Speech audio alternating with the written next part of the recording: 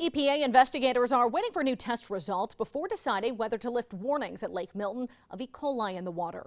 As 27 First News reporter Jerry Ricciuti tells us, hundreds of people living there have been waiting years for new sewers, and they'll have to wait a little longer. Ron Smolek wasn't surprised when he heard about elevated E. coli levels in the waters of Lake Milton. No, because we've experienced this before, and we've been promised year after year that something was going to happen.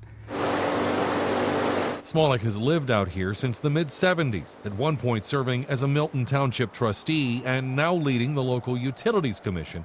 He tells me the problem of septic and farm runoff affects a much larger area than just the lake. It originates upstream in the Berlin waters. Lake Milton property owners contribute to it, and eventually it gets down to Newton Falls. Back in 2005, officials started a multi-million-dollar effort to address the problem by installing sewer and water lines for properties around the lake. What we've been able to do is we've been able to do this project in phases. The last phase is closing the loop at the south end of the lake. Today, the north end of the lake has lines installed and expensive homes sit side by side. But at the southwestern corner, which is largely undeveloped, owners like Smolek are still waiting.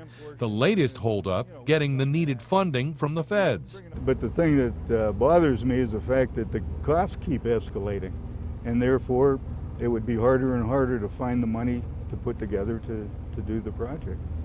Although an application is pending with the U.S. Department of Agriculture, Smolek says the estimated costs have jumped from $3.5 million to $7.5 million. And that's where we have to deal with. And USDA is very litigious.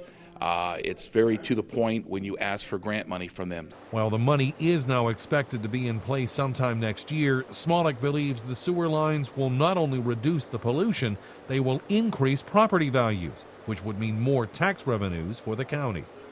At Lake Milton, Jerry Ricciuti, WKBN 27 First News.